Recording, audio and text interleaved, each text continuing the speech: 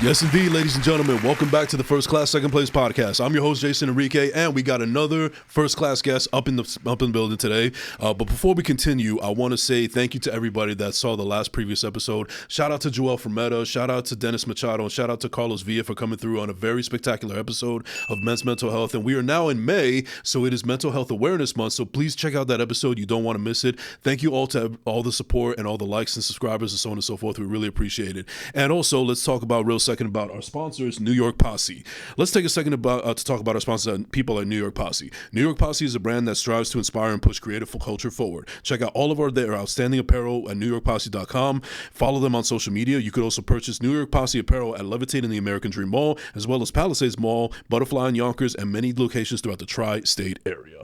So yeah, let's get into it. So with this guest that I have today, we've done 131 episodes of First Class, Second Place, and we've been able to have all kinds of people of all walks of life on the show, from different age groups, genders, politics, whatever the case may be, and all of it has been great, fantastic guests, and I'm looking forward to having this lovely, talented lady with us joining us today. So ladies and gentlemen, without no further ado, let me introduce you to Isabel Cruz. What is going on, Isabel?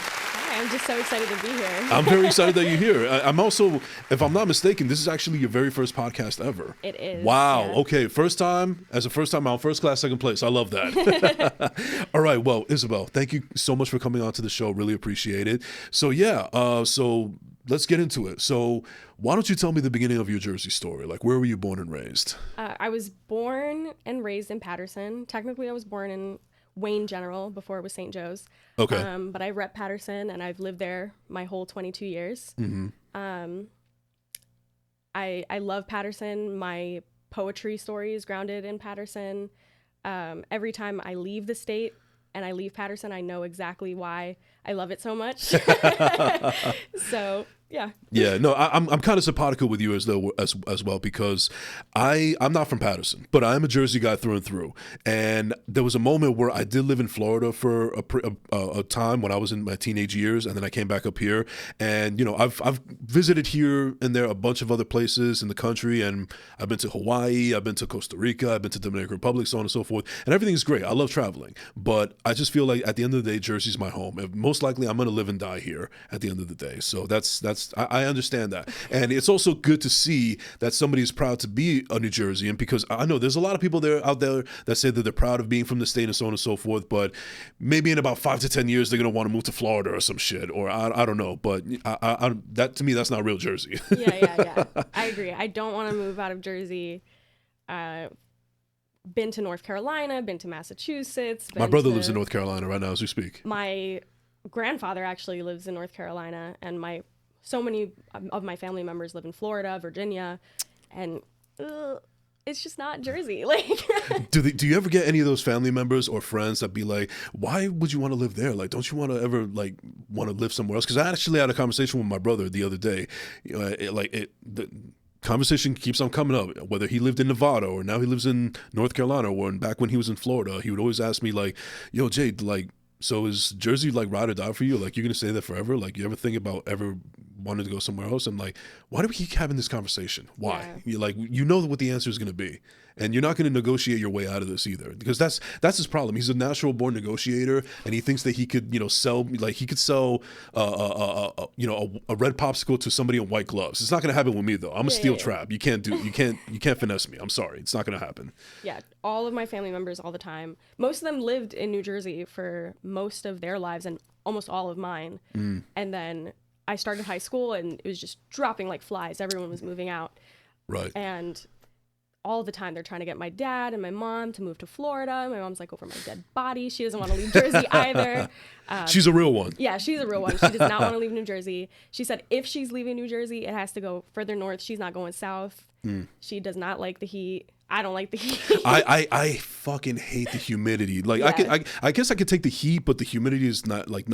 I'll even tell you right now, my mother and my sister, they still live down in Florida right now as we speak. And my mother, I don't know why she likes to bring up this conversation, because we haven't reached that bridge yet. But she's like, so Jay, if I get older and I need to be taken care of, you're not going to take care of me? And I'm like, oh no, I'll take care of you. It's just Jersey. Exactly. You got to come up here. So I don't know, get the puffy coats out or whatever the case may be. But I'm not going to be sweating sounded like a pig taking care of you down there in Florida. Right. My grandfather, he's 85 now God in North bless him. Carolina, and pretty much by himself. And we're like, Grandpa, come back. Like, we'll drive all the way down there since you don't like to fly, and we'll put you in the minivan, and we'll stop every time you have to go to the bathroom. Like, come on, Grandpa, come back, because we're not going down there. Well, a shout out to my grandfather, actually. He's 101 years old. Oh, my goodness. And he's living his best life in Colombia right now. My mom actually showed, she sent me, my brother, and my sister in the group chat a video of him actually getting a mani-pedi at 101 years old. That dude is living his best life. Period. Exactly. He's slaying. All right. Before we continue, though, I want to remind everybody that we are live at Bravery Studios in Garfield, New Jersey. Shout out to Scooter behind the glass. Thank you very much for producing the show, Scooter. Really appreciate it. So I've actually, you're not the first person that I've had on the show that is from Paterson, New Jersey. Everybody has different experiences, even though it's kind of like the same reputation. But I want to know personally from Isabel Cruz, what was your personal experience like growing up in Paterson, New Jersey? So I had probably a very disparate experience than most people growing up in Paterson, because I never actually went to school in Paterson. Okay. I went to a variety of different private and Catholic schools. When the only time I did go to school in Paterson was when I was in preschool, and my preschool teacher pulled my mom aside and she said, you can't let her go to the public schools. You have to send her to Catholic school. You have to send her to private school. She saw your worth very early on. Yeah. And from then on, my mom and my dad busted their asses to send me to school in Totowa, school in Elmwood Park, school in Clifton. And then I went to all-girls Catholic high school in Montclair. So I didn't have like a peer friend group in Paterson. My experience with Paterson was the food and my family. Like, I associated Paterson very heavily with my grandmother. She never wanted to move out. We moved her up to Wyckoff, a beautiful neighborhood. Walkable, Wyckoff, yeah. Yeah, walkable neighborhood. She had the little Walgreens and the delicatessen across the street. And she was in a community of also like 65 and older, I believe. Gotcha. And she was just, I'm going to move back to Paterson. I'm going to move back to Paterson. I'm going to get on the bus and I'm going to move back to Paterson, and you can't stop me. You can take the girl out of the hood, but you can't take the hood out of the girl. That's that old cliche saying. I think of Paterson and I think of my family. I think of my other grandmother.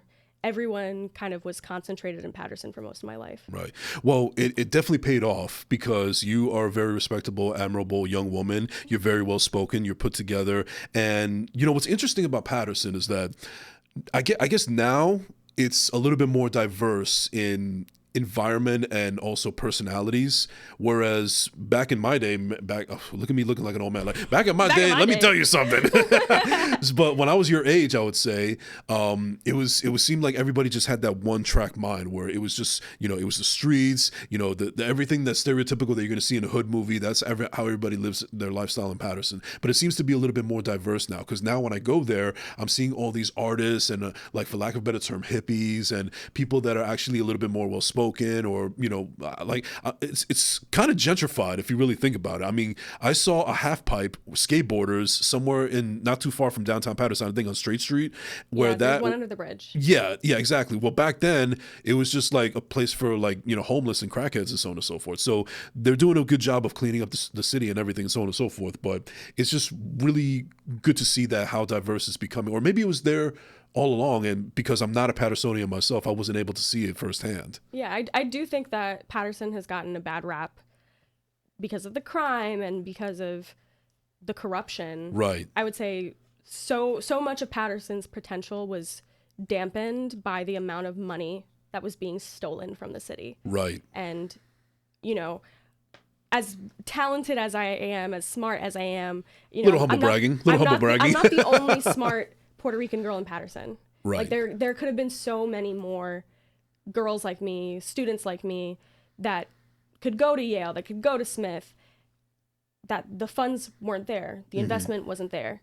And their parents had no means to send them to private school. Right. So I think now you're seeing a little bit more opportunity come around. There's more scholarships, there's more teachers, there's more after school programs and everything. Like, my dad was back in the 60s, part of the Inner City Ensemble, which was a theater organization in Paterson. Right. And he did it I believe all the way through high school. We actually, when I was in middle school, had a competition of could I get, by the time I was finished with 8th grade, more trophies than he had from the inner city ensemble. Oh, wow. Because he was the best actor every year. And then he left and the program died. The program was gone. So it's safe to say that at an early age, I don't know about so much about your mom, but it seemed like your dad, he was very much into the arts.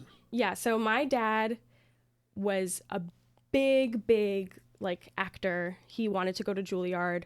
Oh, wow. Unfortunately, like, and he was good. Like he had the awards to prove it. The money just wasn't there.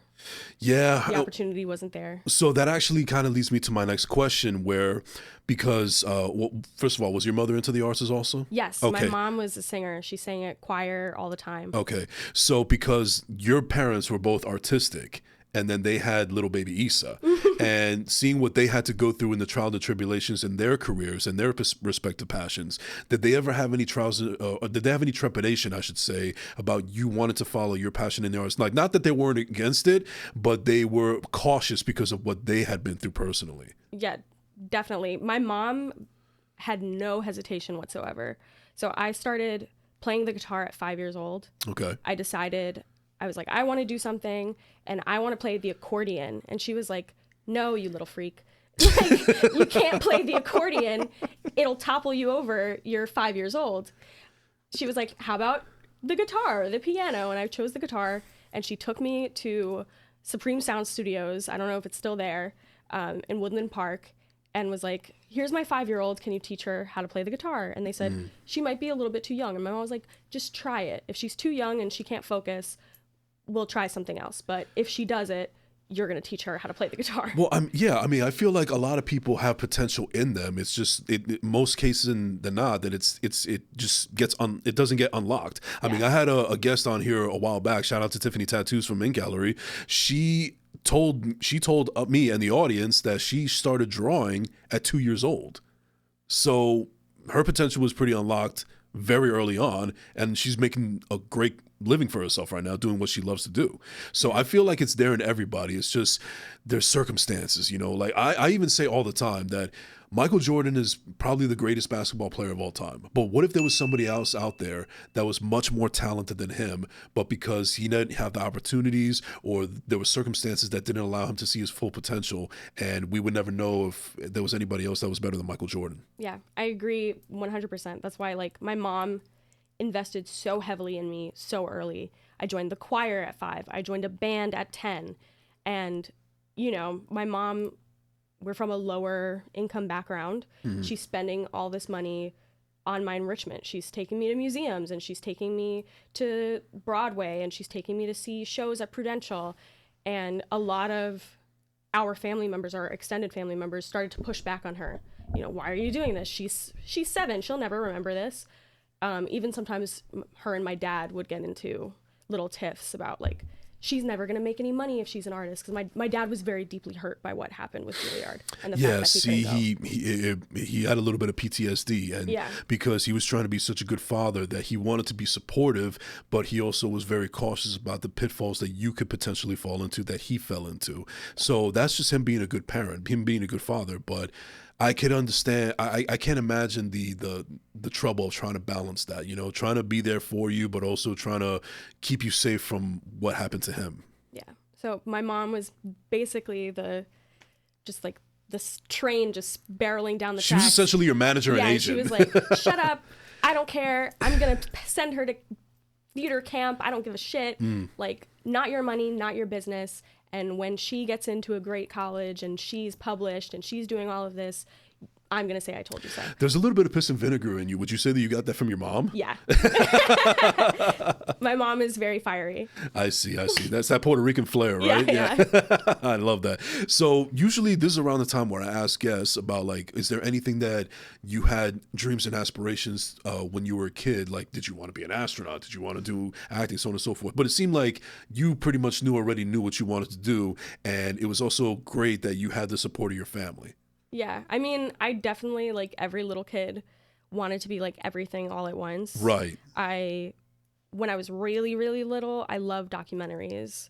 My mom would turn on the History Channel, just plop 2-year-old me there, and I'm just glued to the television. So I loved minerals. Like I loved gems and all of that. And I loved dinosaurs. Interesting. So I wanted to be like an archaeologist, a paleontologist. Mm-hmm. And then I was like, that requires like math and things. I don't want to do that. And then I wanted to be a forensic scientist and work with like the crime labs and stuff like that. And then I was like, I don't want to do that either. Well, listen, yeah, we've all done things like that. And like, I didn't find out that my real passion for podcasting came until maybe 2019. Yeah. You know, I started this podcast in 2021, but I really didn't have an inkling of how I wanted to do this until like 2019. Because back then, I told myself I wanted to be a rapper, or I wanted to be an actor, or a director, and you know all these other things. And then at one point, I thought I was gonna. I said that I'm gonna be a truck driver because I love driving, I love being on the road, and maybe this is a passion. This is what I'm supposed to be doing with my life. And then I did it, and I ultimately found out that at this point in my life, this is just something that just pays the bills. You know, it's not something that I want to carry on to for the rest of my life. Nothing against truck drivers. I mean, they move this country, and I love the community and everything, so on and so forth. But I'm just simply saying that for me, I was settling, and that was when it really was depressing for me that I actually allowed myself to be settled, because I knew something ever since I was young. I knew I wanted to do something creative. I don't know exactly what that was. And, it's also kind of a good thing that you had your support from your family, because I'm not going to say that my family didn't support me, but there was more trepidation than support. Like they kind of made it feel like, if you want to do it, go for it. But I don't know if I really had the full support of doing it, because they would try to leave me out. Like they would try to see if I would be interested in doing anything else. Like at one point, my father even asked me if I even thought about ever joining the military. I'm like, fuck no. Nothing against our veterans, thank you for your service, but I don't have what it takes to be all that I can be as far as the military is concerned. Yeah. That's just me. Not everybody's built that way. As the kids say, I'm built different. Yeah, military was not in the cards for me. Although they've tried very hard to recruit me. Marine military careers, Navy military careers. Like they would come up to you like career day or something, or your email family? me. Oh, okay. All the time. Email, really? My college has this kind of like LinkedIn, but it's called Handshake, and employers can directly message you, and it's just flooded with defense contractors and military, and I'm just like, not for me, not for me. Well, out of everything that you've been wanting to do as far as the arts is concerned, like you said, you try to play guitar, you're into like acting and all these other stuff, but the reason that I was able to find you was because of your poetry. You're a poet. Is that what you would say ultimately that's who you are right now at this particular moment? Like you are Isabel Cruz, the poet? Yes, definitely. Okay. All right. So with that being said, there was a time in my life where I thought that I wanted to be a poet. It was very, very brief because I was inspired by Def Poetry Jam. I don't know if you ever saw that. Yes. Okay, all right. I was worried if I was before your time or whatever. I didn't even know if you knew how to walk by the time that show was out. But I don't know if it was out, but I have seen it. Okay, so it was that, and also being around certain friends of mine that were like really into music and they were kind of hippie-ish and so on and so forth. And it was also a nice way to meet girls if you actually show your artistic side. So I never really wrote a lot of poetry. It ended up turning into songwriting eventually. But I feel like I got in it for the wrong reasons. So, but for you, what was that moment that made you want to say, you know what, this is what I want to do. I want to write poetry and I want to share it with the rest of the world. Oh, goodness. So really, I'd been writing poetry because I started playing the guitar at 5 and I started songwriting around the same time. So I would carry around a little composition notebook and write my songs with the chords. And then I'd go to guitar practice and vocal lessons. And what kind of songs would you write about, if you don't mind me asking? I was mostly inspired, to be completely honest, by like ballad country music. Okay. And Adele. Okay. I was like 6 and I was like, I'm going to be the next Adele. I just love that music so much. So I mostly wrote like ballads. You're into 21? Yeah. Yeah. And then as I got older, the music kind of faded into the background and I started just focusing on the words. And I carried around a little like fake crocodile skin address book. Oh, wow. It was tiny. and I was writing my poems in there, and I'd write them during class. And one time my notebook got taken and they sent it to the principal. Jesus. And I must have been in like the 4th grade or something. I was very young. I was like 9 or 10. And the principal called me down, and I went down there, and she said, "Oh, I read your notebook." And I was like, "Oh, you read my notebook?" And How intrusive. yeah, she was like, "You're a really talented poet. Have you tried being less depressing?" And I was like, "Lady, get your kids under control here, and maybe I'd be less depressed." Like, well, let me back up for a second. So, what was it about what got you depressed, or what state of mind of depression were you in that caused you to write those poems in the first place? I was not well liked at all, basically, when I transferred to that school. Were you bullied? I was severely bullied from kindergarten to when I left in the 6th grade. But why? What was it? What was the reason that people would try to bully you for? Was it because you were Hispanic, or did you look a certain way? Did you feel like did you give off this vibe like your shit don't stink or something like that? I think I always had issues making friends. In the like, I'm a little little social bit anxiety? socially awkward. Okay. And there was a lot of just like looks based. You know, we're like 6 and 7, but I was like the ugly girl. They said I had a witch's nose. The one insult that I will never forget because it's hilarious. In this 5th grade, somebody walked up to me, one of the boys, and he said, "You know who you look like? You look like Selena Gomez before she was pretty." And I was like, "Oh my God." That is the biggest backhanded compliment of all I was time. like, also, she was always pretty, even when she was on Barney, and she was like 5. See, this is how old I am. I didn't even know she was on Barney. Yeah, she was on Barney. But I was being so severely bullied, and that's probably why I really liked Adele as well, that like sad, angsty music. Yeah, every time I hear Adele, I'm thinking, yo, who the fuck broke her heart in order for her to be a millionaire at this point? So I was writing that kind of stuff, and the principal called me down about it. And I was like, this is like, control your students. Like, this is not my fault. I don't know why this happens, but my mom always calls me. During the yeah. Oh, hold on. I'm going to do something that I've never done before. Hello? Hey, Jay. Hey, Ma, you're on the podcast right now. I'm sorry? You're on the podcast right now. You always call when I'm doing the podcast, so now I decided to just pull an upset, and you're on the podcast right now, live as we speak. Oh, okay. I don't know what to say. Say hi, world. Hi, world. Well, I called you because tomorrow's your birthday, and I just wanted to make sure what time you leave in the morning so I could be the first one to call you in the morning. All right. That's sweet, Ma. We'll talk about that after the show. Okay, well, I'm very proud of Jason, and, love his fans, and please, just support him. Thanks, Ma. We'll talk later, all right? We'll see this on YouTube on Monday. Okay. All right. Love you. Bye. Love you too, Ma. Bye. That was so Round of applause for my mom real quick. Can we do that? That was so cute. Wow. All right. So I'm sorry. No. Continue, please. But so I was writing basically just for me to keep it in my little notebook. I wasn't showing anybody. Really well into high school. Okay. And I started to watch button poetry on YouTube. Button poetry. What is that? So button poetry is like a spoken word kind of organization. Okay. So Sarah Kay, who's a big spoken word artist, kind of blew up on Button.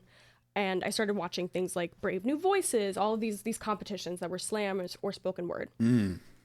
And I saw Portia O, and she did a poem called Capitalism. Okay. And it was just so breathtaking to me because of just the instrumentation of the poem. She utilized things like stutter, like something that you think would be a detriment to performing poetry. She like, "I am the pimp who built this shit," like just really syncopated rhythm. And obviously I was blown away by the composition of the poem itself and the words. And I was like, okay, I'm going to put all of the angst and all of that. I'd already transferred schools to St. Leo's, which had a horrible experience there as well. And that time was racist bullying. Like I was one of in Elmwood Park. Yeah, I was one of the only Hispanic students in that class. And I was called every name in the book. Also, like, harassment and just not a good place. So I started to write poetry about that. And that came in the form of spoken word. So going back to when your principal saw your notebook and she read it and she said that you were very talented, but why are you so depressed? What was your rebuttal to what was your answer to that? Back when I was 10, I think I just like stared at her. You were speechless. Yeah, I was just like, okay, can I have my notebook back now? Yeah. Like, I feel like administrators throughout my whole life and through so many children's lives just fail them at every turn. You know, they have the no tolerance policy about bullying, and then the moment that the victim, the bullied person, retaliates back, they're the ones that are suspended, expelled, detention, not the people actually harassing them. Have you ever had a moment where somebody may have been not so nice to you or bullied you that fast forward to now in the future as adults, they've actually either apologized or they recognize how talented you truly are? Yeah. I've had It's very liberating, isn't it? So many people will find me on Instagram, will run into me in person, and will be like, one kid I remember specifically from my first elementary school DM'd me, and he was like, yo, what we did to you was like so fucked up. Like, I'm so sorry. And I was like, actually, like, thank you. That means so much to me. And then I have people like from my second elementary school that still talk about me to this day negatively. And I find out from people that they went to high school with, they went to college with, you're nothing like how they described you. I'm like, oh. Those are just haters. Yeah, I'm like, at the end of the day, there's no other way to say it. It's like, just we were haters. 14. Yeah. Like, you have a lot of let it go. Right. Or maybe they saw you as a threat because maybe you were prettier than they were. So that was their way of lashing out. It happens. I've seen it with my own two eyes when I was younger. So, but sticking back with poetry though. So I actually had a poet on here not too long ago. Shout out to Starborn. She is a very fascinating soul, and she is a talented performer and so on and so forth.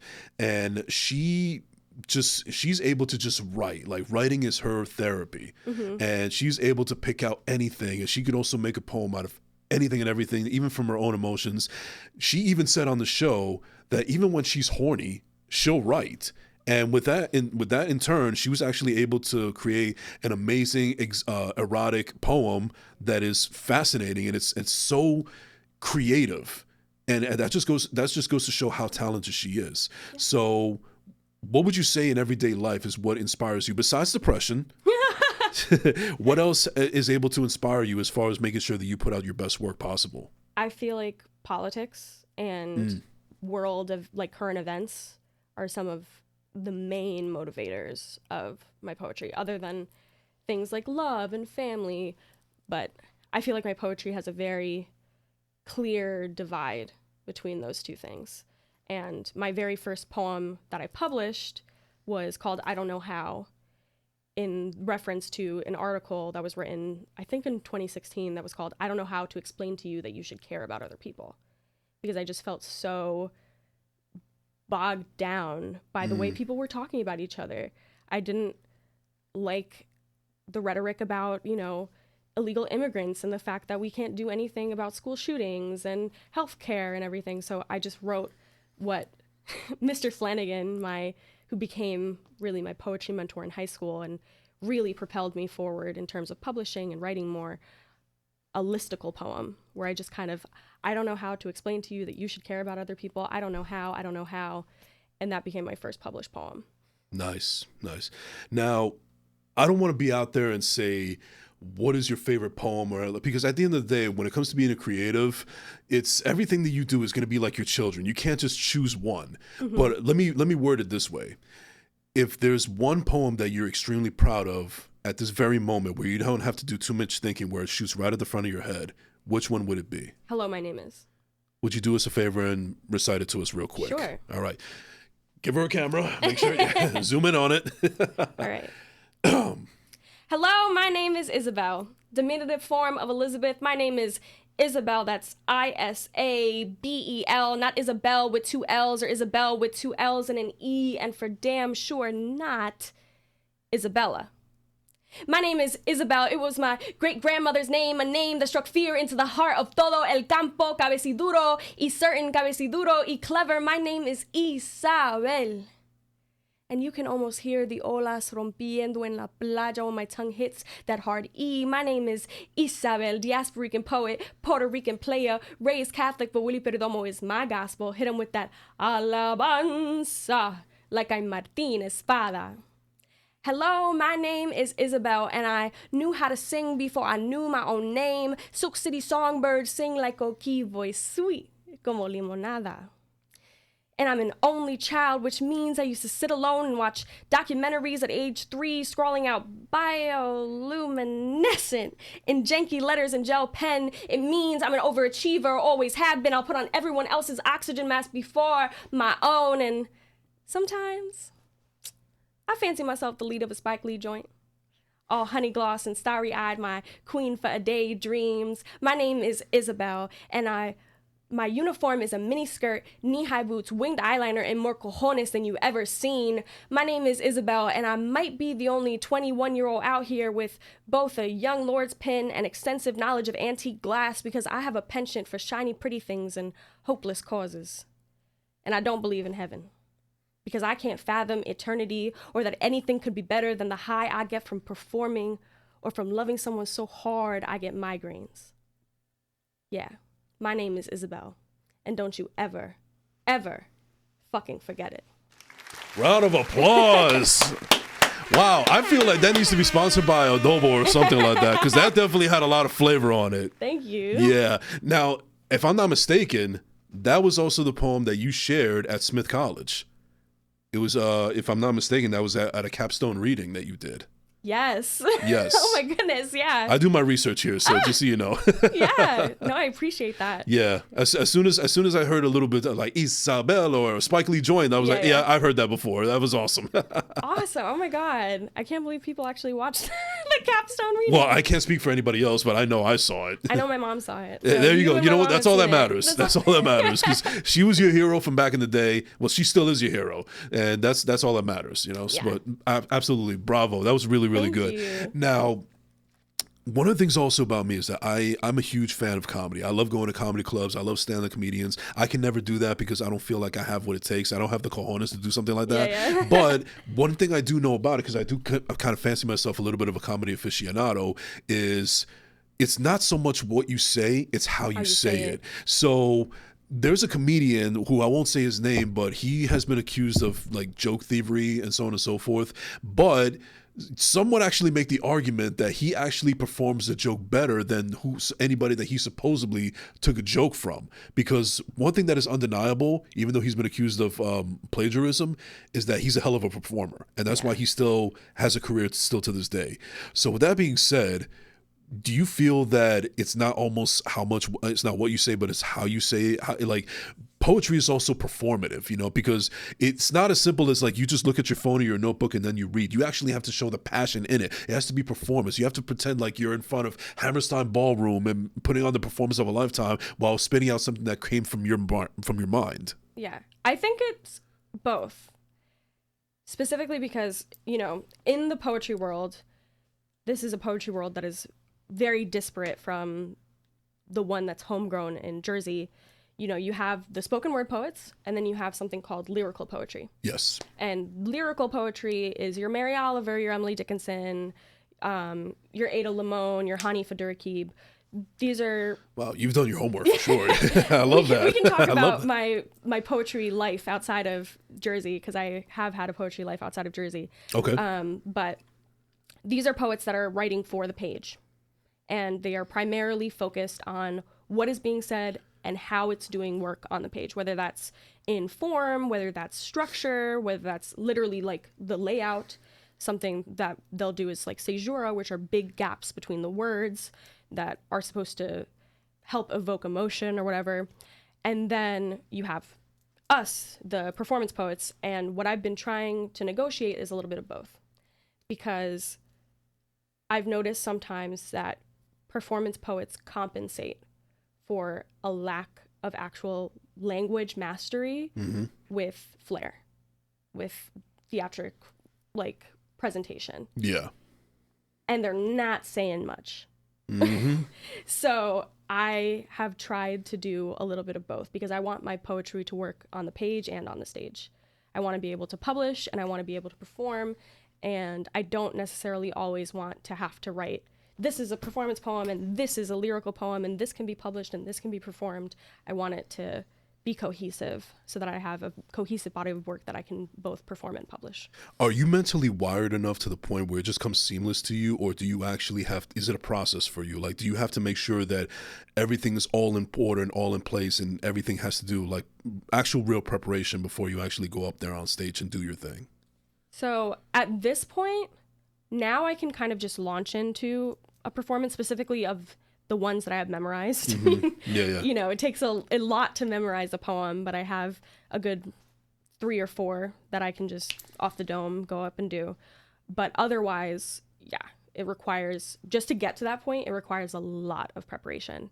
And I've done everything from run laps while reciting the poem to reciting the poem nose to nose with another poet as they recite their poem at me. Wow. So that we're not thrown off by other people talking or a loud bang or sirens or whatever. So we're completely locked in. No matter what, we can recite our poems. I've played catch where the person throwing the ball at me is not throwing it directly at me. They're trying to make me run around for it. And I still have to recite the poem. And if I mess up, we have to start over. It takes a lot to get to that point. It's like poetry basketball. Yeah, it sounds like. It was like poetry boot camp. Kind of crazy. Wow. But I'm sure it's like not that crazy for a lot of other poets, but it was something that my mentor Rashad Wright showed me, and I think it was the best option because it's drilled into my head, and so is that physicality. A lot of poets, we have like the poetry box, which are where people feel comfortable moving their hands, which is just right here, not really up here, not down here, or side to side in a wide angle. And when you do that kind of physical movement where you're catching and you're throwing and you feel a little bit more loose in your body and you can dance between the lines, like that translates to the stage even when you're not doing those things. So it broke me out of the poetry box much faster than anything else I'd been doing. Now, you've also mentioned that before we got on camera that like you've actually been a little bit deep into the politics. So you've actually put political talk in your art before. So I just feel like politics in general is always going to be a hot button issue. You're always going to have, tension because nobody can seem to agree with each other. Nobody wants to back down. And I'm just wondering that even in a poetry realm, does it give off those kind of vibes as well? Like, is there tension, or is it basically just like all in agreement and it's basically one-sided? Sometimes there is tension. I have a poem called When the White Gaze, and it's about like looking at things through the lens of white supremacy. And that poem makes people very uncomfortable. I've gotten low scores on that poem at slams. Even my own boyfriend has said like, that poem makes me uncomfortable. Like, I don't like that poem. So there can be tension. It depends on who you're performing to, what kind of audience it is, how you're performing it. Even that line, like, I don't believe in heaven. Sometimes if I perform that in front of a very religious crowd, right? Oh my God. Yeah. Now, is that true, or is it just part of your poem? No, it's very true. I went to Catholic school my whole life. I aced religion class. I aced my confirmation and my reconciliation, my communion. Never believed it. So does that make you an atheist? I guess so. I mean, I guess I'm more agnostic. Yeah. I would love if tomorrow I woke up and I believed in God and like a higher purpose and like that my family members that have passed away are in heaven, like I'd be like, yeah, like cool. Yeah. I literally can't bring myself to believe it. Well, I'm not totally against you there and I don't want to spend too much time on the subject, but what I will say is that I don't necessarily say that I don't believe in God or anything like that. I would love to believe that there is one. I would love to believe that there's a higher power. I would love to believe that, my Father, God rest his soul, is actually in heaven and so on and so forth. But the thing is that I feel like if there really truly is a higher power, if there is an Allah, if there is a Jesus, if there is a God that with the white beard that everybody seems to, commonly picture, I feel like I have to actually see it, or at the very least feel it. Because one of the things that I stopped going to church a long time ago is because my family takes me to church, but I'm bored to tears. Like I don't feel the presence of what spiritual whatever is supposed to be coming over me. Like I see some, and I don't want to offend anybody here that watches the show and is all about their faith. All respect to you guys, but this is just me. I've been in churches where people are actually singing great music to Jesus. And they have their hands high in the air, and they're feeling it, and they're in tears, and they're overwhelmed with joy, and they actually feel the presence of it. And me, I just nothing. Yeah. I feel like a corpse when I'm in there. So I don't know what it's gonna take. I don't know. Maybe I'm just being hard-headed, but I kind of understand where you're coming from there. And I guess I'm in lockstep. I wouldn't say I'm an atheist. I wouldn't say I'm agnostic. I'm just saying that I'm hopeful to have faith. Yeah. Yeah, I don't think there's anything wrong with having faith. I envy people that actually do believe in things because, right. It would be nice to see my grandmother again at some point. It's just like when I was getting my first Holy Communion, my mom, she had to bribe me to do it because I was like, this is not real. Like, what are you doing? This is not real. And she was like, if you do it, we'll get you the little white dress and the little white heels and you'll get to walk with your class, so just do it. And I was like, okay, fine, like I'll do it now. And the same thing with my confirmation. I was 14 and I was like, I'm not doing this. I'm gonna go to public high school and I'm not gonna do this and I'm not gonna sing in church anymore. And she was like, just do it, because what if you marry somebody who's Catholic and you need to get married in church? I was like, all right, like fine. It's just one of those things where you could not no offense to your mom, but like just shut her up for the moment. No, it's just like, she's right. What if I did want to get married in the church? Yeah, but it's also, true. And she would be like, you're gonna ace it. Like you're not even gonna have to study. Like you're so good at this. Just do it. And I was like, all right, fine. Yeah. Sure. You know what it kind of reminds me of, and it has nothing to do with religion. It kind of relates to it, but just bear with me here. It's almost like how when I lived in Florida in my teenage years. And I was wondering, like, oh man, all these Cubans, like they're so loud and everything. Like, I'm not used to this. Mm-hmm. And my mom should be like, watch, you're gonna marry a Cuban. Can you imagine a couple of years I actually marry somebody from Union City who's actually Cuban? Because she puts it into existence. Yeah. It's manifestation. And I'm like, hey, at this point, as long as she's from Union City, that's fine. As long as she's not from Hialeah. No offense to my Hialeah people, but yeah. But so anyway, enough of that religious talk. But going back to poetry though. So it seems like you've done plenty of these events. You've been to the capstone that we just mentioned before. I was able to find you on Instagram from Prototype when you did a little thing. Is there any performance that you have out there that is, I wouldn't say it's your favorite, but would you say is like the one that you will always remember that you actually killed that shit? Like you were most proud of that? Your proudest performance that you've ever done? I'm trying to think. There was one I did very recently. Okay. God, why can't I remember? Oh no. Kind of putting you on the spot, that's why. Sorry. No, it happened recently. I should be able to recall this. It's so terrible that I can't remember this. But all right, so how about this? Why Can was I it look at my Instagram really Sure, quick? yeah. But in the meantime, answer me this. Why was it the proudest moment for you? Like what was it about it that resonated with you so much more than the others?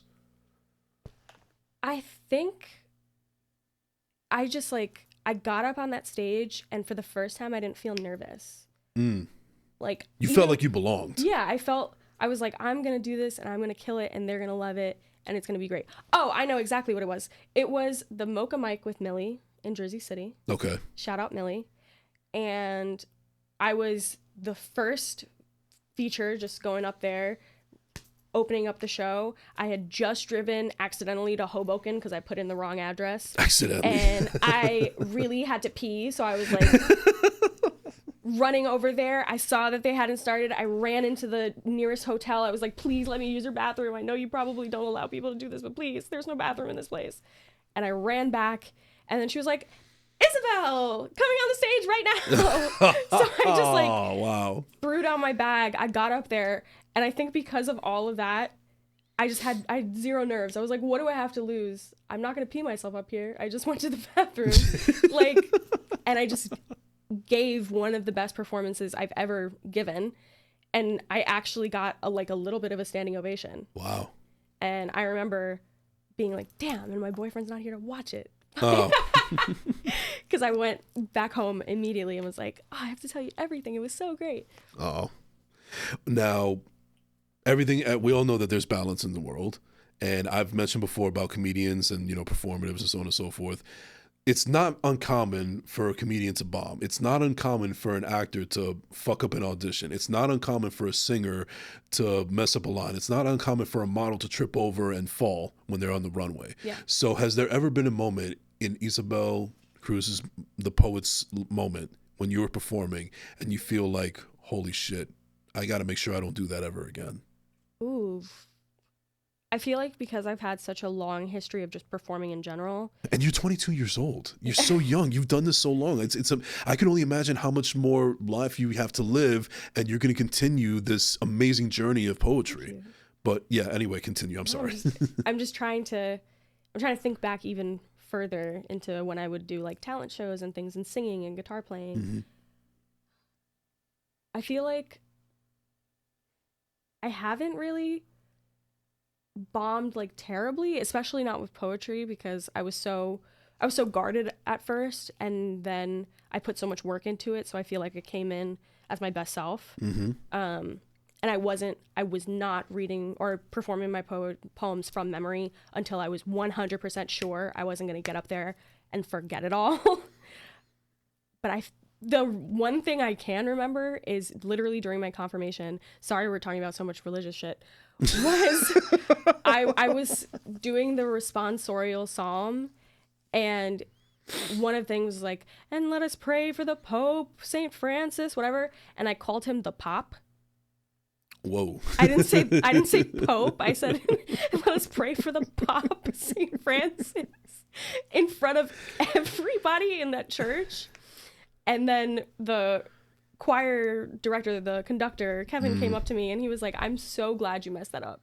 And I was like, why? And he was like, because now you know how it feels to mess up, and you know that you can just mess up and keep going. And that's exactly what I was getting to. That's the reason why I asked you that in the first place, because I feel like when you're able to, if you kill it, let's just use the idea that you're a singer. If you have been singing from the beginning and you've been killing every audition, you've been killing every performance, you've been doing all this and it's great stuff. One failure knocks you out. Exactly. But you need that sometimes, because next thing you know, you think that you're infallible and you're untouchable, and that could be a detriment to you and your talent. Yeah. So I always say embrace those moments, because listen, I've done 131 episodes of this podcast, and am I proud of every single one? Not necessarily. Yeah. There's ones that I love more than others, and there's one that I could wish that I could erase from my memory.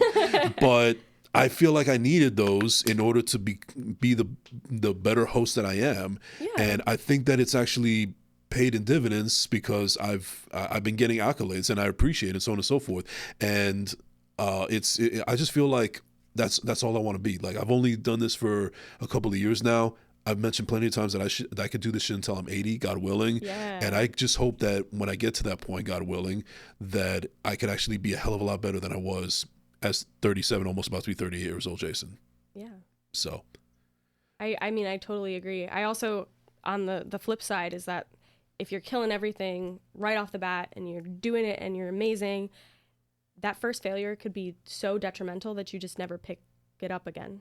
Right. If you don't have somebody encouraging you, or that mentality that you just have to push through it. Right. And like I say that to also tell anybody out there that's listening and watching, is that there's sometimes people out there that have moments where they fall flat on their face, and it it taints them so much that they never want to do it again. It's almost like, I remember I used to be in a soccer team when I was a kid, and there was this one game that I was in, and we got demolished. We were horrible, and I played poorly. I was so ashamed of myself of how we played. I wanted nothing more than to get the fuck out of there. And not only did we get the fuck out of there, but I said, I don't want to do this shit anymore. Oh. But and I kind of come back to that, and I'm like, who knows? Maybe if I just brush that off as just one terrible game and then get back on the field and do what I need to do, who knows? Maybe I could have been a professional. I could have been Lionel Messi at this point, you know? Yeah. So what I'm saying is that as I've gotten older and I keep on falling flat on my face and I failed on a lot of things in my life, and ultimately figure out, as cliche as it sounds, I just get back and try again. Yeah. Because I always have that moment in me that's ingrained in my head where I fucked up so bad, and I want to make sure that I don't ever get back to that. Or at the very least, give me a bigger fuck up so I know that I don't fuck it up as much as I did prior, if that makes sense. Yeah. So all in all, at the end of the day, to you, to anybody that's listening, to Scooter, who's watching, and anybody else, embrace the failures, because at the end of the day, that's going to build your success. You can't have success without failures. You can't have black without white. You can't have food without water, this, that, and the third. So that's something that it took me a while to learn, but it's a gem. And I urge everybody to please run with it and use that as motivation to get to whatever it is that you want to do. It doesn't matter what you want to do. Just go for it. I agree. I mean, I think, I'm 22, so I'm still just learning about failure. And in the poetry, at least the performance world, I've had a moderate amount of success. But with publishing, it's such, like a cat and mouse game of getting published. And you're going to get so many more rejections than you get acceptances for these magazines and these prizes and everything. So I feel like I myself, in this present moment, have to just be like, you're terrified that you're going to get rejected by the New Yorker or whatever. Yeah. You just have to do it, and do it terrified. It's not going to matter whether you feel comfortable or whether you do it terrified. Just do it terrified. Right. So that's where I am with failure. Still learning to just press the submit button and not care whether they reject me or not. All right. So we're about to close out this episode in a little bit. I can't believe it feels like it went yeah, so I feel like I could talk to you a lot more, and maybe in future episodes. Yeah. But so we're gonna close out this episode a little bit, but I want to do something a little different this time. So I used to ask this question at the end of each episode for every guest, and I don't know if I'm such a fan of it anymore. And I don't know if you know what the question is, but the question is, if they were to make a movie out of your life, which actor or actress would you like to see portray your character, and why? Now, you can answer it if you want. However, I think I'm going to put an end to that question. Okay. And then afterwards, I have a new segment that I want to try out. But I don't know if you want to answer the question right now, just for shits and giggles, but...